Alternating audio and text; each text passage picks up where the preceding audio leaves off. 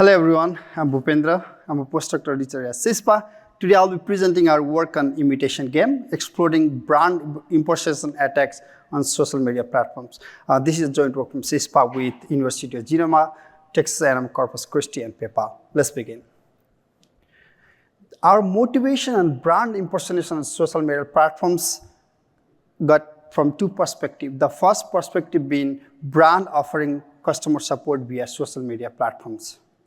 And to this report, 67% of the customer find convenient to contact brand via social media platforms. Among these, 76% of those customers expect to get reply from brands upon contacting them within 24 hours. Similarly, as brand offering support via social media platforms to their users, and users are on the rise expecting to get support from brands on their social media platforms, there has been rise of imposters in social media. In 2022 alone, social media impersonation caused around $1.2 billion losses. And in 2023, FTC reported about $10 billion losses that's related to consumers. At the same year, FTC also reported receiving 850,000 different complaints that were related to imposter scams, among which 83% of such were related to consumer fraud. Now, putting these two perspectives together, brand shifting support via social media, imposters targeting brand customers, we perform our research on social media-based brand impersonation study. Now, I would like to take you through how do impersonation attacks works.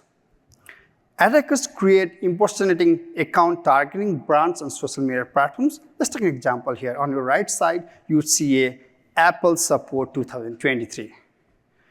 Users like you and I sometimes try to look through social media platforms looking for support, usually fall for a trap. One mechanic is that user often falls for a trap contacting these impersonating account.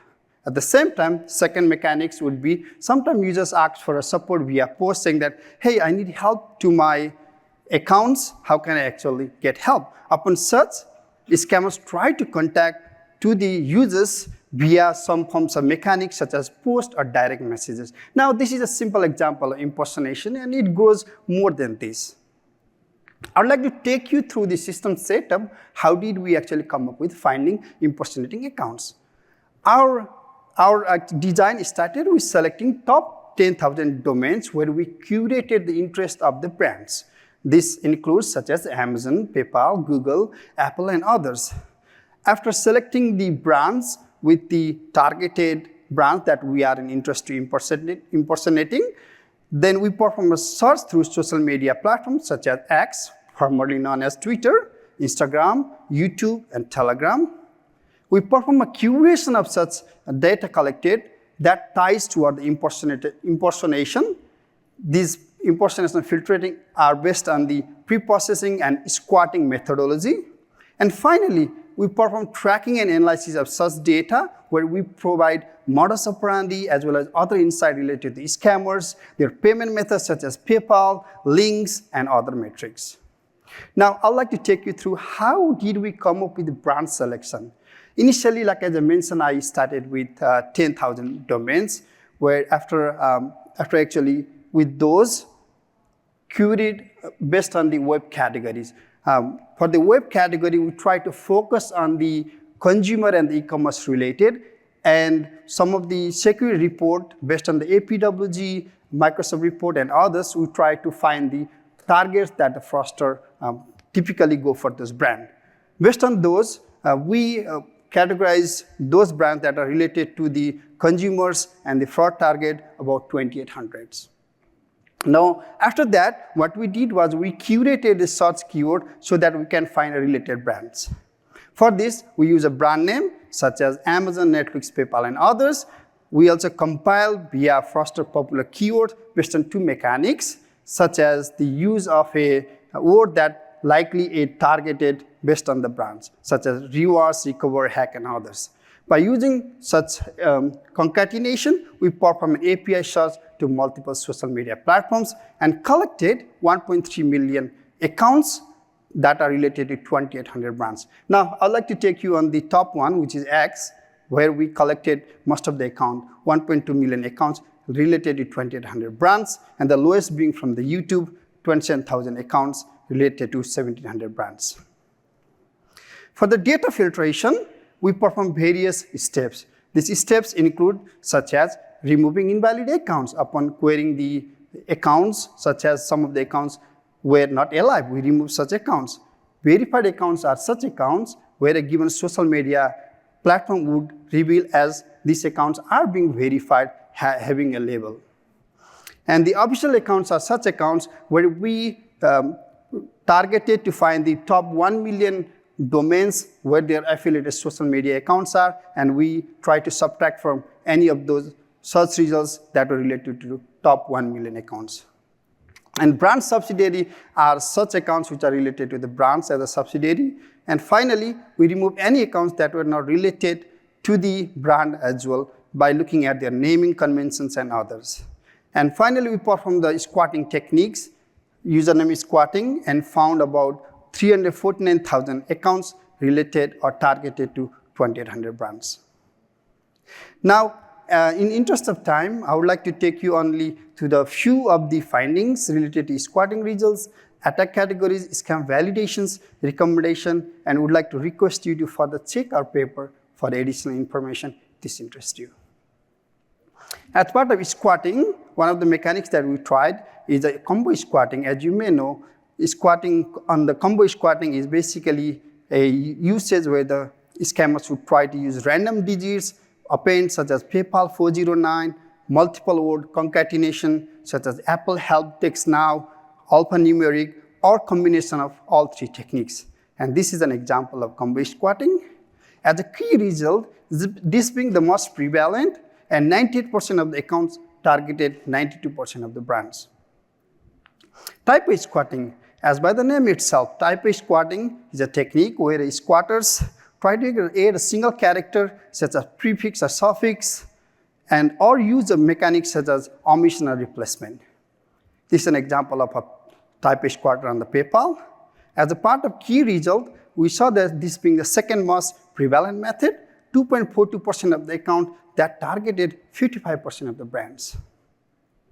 Fuzzy squatting, this rather came as a hindsight during our data analysis. We come to find out some scammers try to fudge the account's conventions so that to thwart the given social medias or detection system or kind of create in confusion in logic. For this, we apply two-step rule. As this does not fall in either type O squatting or a combo squatting bucket, we had to come up with the two filtration techniques. Initially, we apply similar technique to identifying type O squatting on a given brand, then find a character or segments appended on a initially type O squatted word. This is an example of type O squatting. Although, this is an example of fuzzy squatting. Although fuzzy squatting being the least squatting mechanics, we identified 973 fuzzy squatting usernames, 1.29 of the accounts that targeted 36% of the brands. We also wanted to find out different modus operandi these scammers perform that are beyond this simple technical support and so on.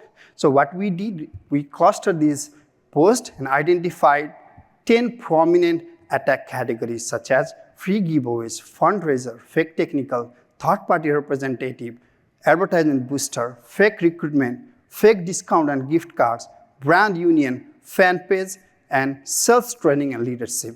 Due to the lieu of the time, I would like to take about the 5 prominent clusters. The first being free giveaways, where free giveaways include such as cryptocurrencies, free streaming sign-up services, and purchase deals. Fundraiser, you may know about this, where a fraudster tries to raise a fund in name of emerging businesses such as Future Healthcare, Wealth Summit, and startup. Fake technical support, this is a well-known issue for last over a decade, where a technical support includes scammers offering account recovery or device diagnostic asking fee. Third-party representative, where a fraudster tries to represent an app or software installation of the popular brands. And on the advertisement booster, where fraudster tries to pretend as the official representative of brand advertisements such as Google ads or Facebook ads. We also collaborate with one of our our industry partners to further validate the scam. For this, we share the data accounts that were related to the email and PayPal, specifically 22,000 accounts. And PayPal confirmed that 43% of the accounts were already being restricted at the time of sharing this data, and rest other being investigated to determine the risk posture. Among the 43% of the accounts that were restricted, the prominent fraud and risk indicator included, such as failure of mandatory know your customer, use of stolen identities, credit card fraud, scripted activities, and violation of payment limits. We'd like to recommend, especially to social media and brands, in order to mitigate these issues. For social media, we would like to recommend to use brand-based account sign-up rules, such as enforce based on the email addresses of the domain mapping. For brand, we would like to recommend applying specifically 2 different logics, such as customer education, communicate with your customer to make aware of the standard engagement protocol, and ensure that your customer does not share any personal information on social media. We'd like to recommend brand to adopt similar auto-respond adoptions, such as some of the companies are already doing, such as Coinbase, MetaMask, and Google already has been posting some questions or some answers when somebody actually posts relevance to the technical support. And finally, to both social media and brand, we would like to request or recommend actively monitoring and reporting for any use of names, logos, products, and creation of a squatting profile. As a talk conclusion, we create a system that identifies brand impersonators in social media and demonstrate the practically part, which has security and the privacy implications, and finally provide recommendation to fight against such fraudulent accounts. With that, thank you very much.